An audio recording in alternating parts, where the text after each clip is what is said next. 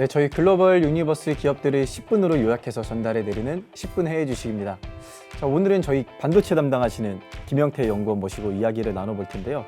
오늘 어떤 내용 준비하셨죠? 오늘은 최근에 이제 미국 반도체 법안 통과 관련해서 기사가 막 쏟아져 나오고 있어요. 근데 이게 왜 지금 이 시점 와서 중요해졌냐를 먼저 말씀드릴 거고, 이게 통과되든 안 되든 앞으로 이제 가장 영향을 많이 받을 만한 게 장비 업종이거든요. 그래서 그쪽 이야기도 조금 해드리려고 합니다. 네, 오늘 글로벌 반도체 법안에 관해서 그리고 그 어떤 영향력을 또 가져올 건지에 대해서 이야기를 나눠보겠습니다.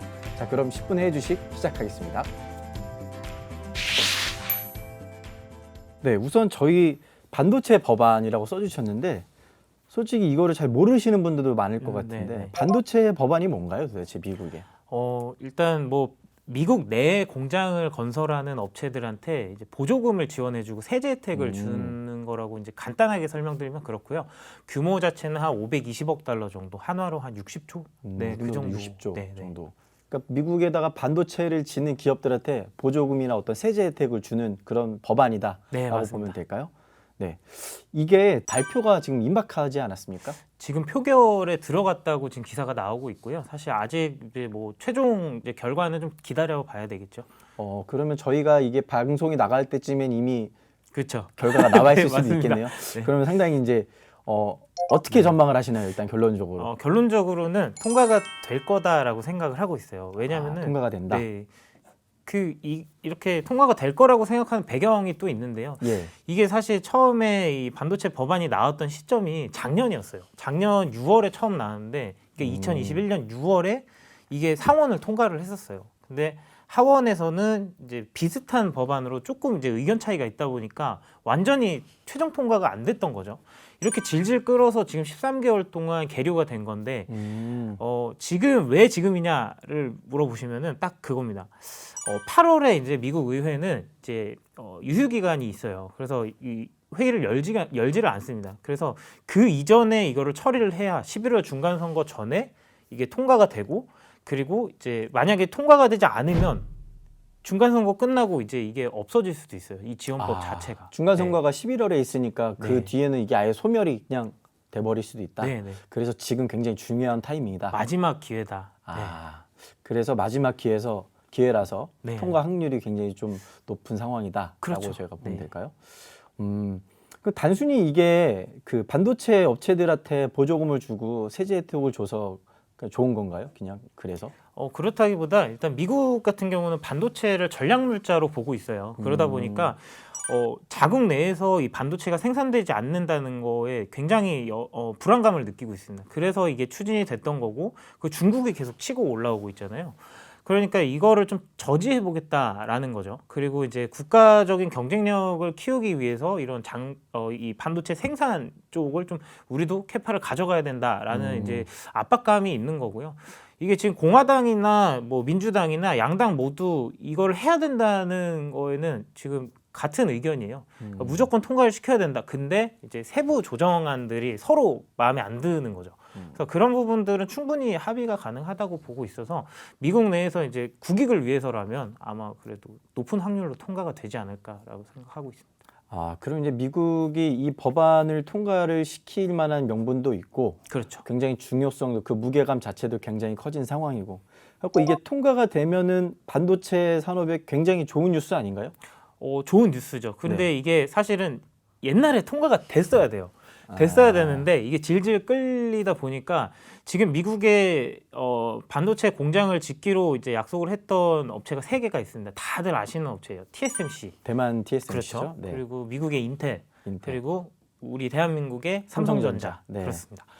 근데 규모 자체도 굉장히 컸어요. 뭐 TSMC 같은 경우는 한 120억 달러 정도 규모, 그리고 인텔은 200억 달러, 그리고 삼성전자도 170억 달러 규모. 이렇게 짓기로 했는데 착공식이 거의 무기한 연기됐습니다. 이 법안이 통과가 그렇죠. 안 돼서. 그렇죠. 네. 작년에 통과가 됐다면은 이미 지금 뭐 삽질하고 이제 공장이 올라갔어야 돼요. 근데 지금 안 됐다는 거죠. 근데 이 업체들 이야기를 들어보면 뭐 인력을 구하는 게 너무 힘들다, 뭐 그리고 위치 선정이나 뭐 이런 것들이 막 힘들다고 이야기를 했는데 결국에는 법안이 통과가 안 돼서 안 한 거예요. 네. 그 배경에는 이제 비용 문제가 들어가는데요. TSMC의 창업주였던 모리스 창이 얘기한 게 뭐냐면은 대만에서 반도체 만들 때보다 미국에서 만들면은 비용이 50%가 올라간다. 그렇죠. 뭐 인건비도 비싸고 그렇죠. 물류비도 비싸고. 그렇죠. 네. 그러니까 뭐 원재료 조달도 그렇고 굉장히 제한되는 상황이 많다. 그래서 사실 우리는 이거 안 하고 싶었다. 이렇게 막 돌발 발언을 했었거든요. 그만큼 지금 비용 부담이 있는 상황에서 보조금을 안 받으면 미국에 공장을 짓는 이유가 없는 거죠. 그렇죠. 네. 그런 측면에서 봤을 때 어찌됐건 미국도 이런 TSMC나 삼성의 투자를 유치하기 위해서는 법안을 빨리 통과시켜야 되고 맞습니다. 시켜야 되는 명분도 충분히 섰다. 그 반도체 쪽 이런 만약에 법안이 통과돼서 이런 업체들이 다 투자를 하게 되면 저희가 과거 경험적으로 항상 봤지만 제일 수혜를 봤던 건 장비주들 아니겠습니까? 맞습니다. 이렇게 전방에서 이런 업체들이 투자를 해주면 어찌됐건 반도체 공장에 장비들이 다 들어가줘야 되니까. 그렇죠. 그럼 장비주를 좀 재평가해야 될 실점이 올 것 같은데 그럼 어떤 장비 업체들을 저희가 좀 주로 봐야 될까요?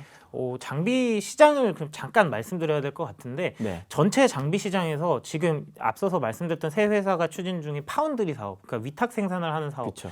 이쪽으로 들어가는 장비가 전체 장비 시장의 한 53% 정도, 53에서 55%를 좀 왔다 갔다 합니다. 그리고 우리나라에서 이제 삼성전자나 SK 하이닉스가 이제 만드는 메모리 반도체라고 하죠. 메모리 반도체 쪽은 30에서 35% 정도를 차지를 하는데요.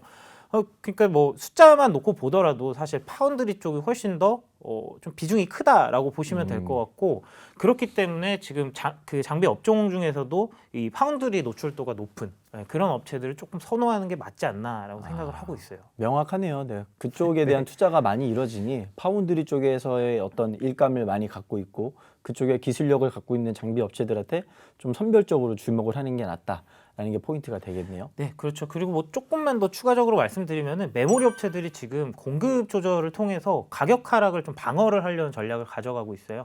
이게 뭐 마이크론, 삼성전자, SK 하이닉스 할 거 없이 그냥 메모리 업계 자체가 지금 그렇게 구도를 짜가고 있습니다. 그러다 보니까 당연히 메모리 설비 투자가 내년에는 줄어들 수밖에 없는 그런 상황이죠. 그러니까 확정적으로 줄어들 걸로 예상되는 이런 메모리 시장보다는 역시 아직도 캐파가 부족한 파운드리 쪽으로 노출도가 높은 업체 이런 업체들을 봐야 된다.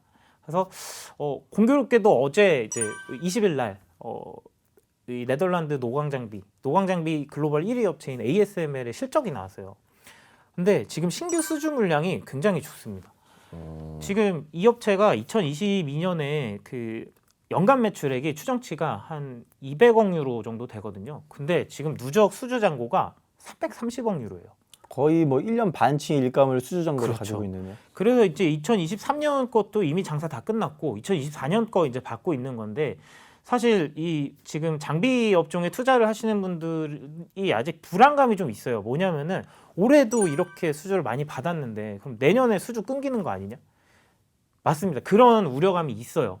그리고 이게 가장 중요한 거는 지금 장비 업체들이 부품 조달이 좀 힘들다 보니까 매출 이연 이슈가 계속 발생한다는 거거든요. 계속 뒤로 밀린다는 거죠. 그렇죠. 네네. 근데 이게 왜 문제냐? 어차피 그 돈 나중에 받는 거 아니냐? 이렇게 생각할 수도 있지만 지금 가장 걸림돌이 되는 게 비용 문제고 그리고 이 인플레 때문에 그 비용 문제가 더 이제 극대화되는 그런 상황이잖아요. 그때 가서 가격이 더 오를 수도 있는 거예요. 그렇죠. 그렇죠. 그때 책정한 가격보다 더 올려야 되는데 이게 돈을 늦게 받다 보니까 자금 쪽에서 문제가 생길 수도 있고 뭐 그런 여러 가지 문제들이 좀 생기고 있는 상황입니다. 그럼에도 불구하고 이제 저희가 이제 글로벌 탑티어 업체들을 깔아보면은 상위 5개 업체가 전체 시장의 70%를 점유를 해요. 매출액 기준으로.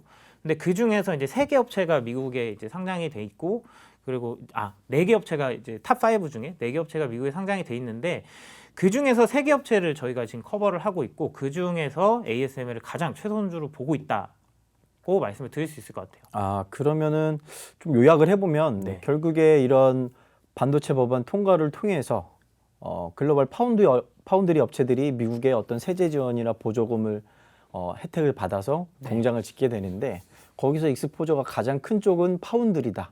맞습니다. 그러니 파운드리 비중이 높은 장비 업체들을 찾아야 되는데 그 중에서 가장 좋은 종목이 ASML이고 그 기업은 지금 수주 정보도 1년 반치 가지고 있다. 맞습니다. 라고 볼 수가 있겠네요. 그러니까 내년까지는 뭐 크게 걱정할 게 없는 기업이다. 그렇습니다.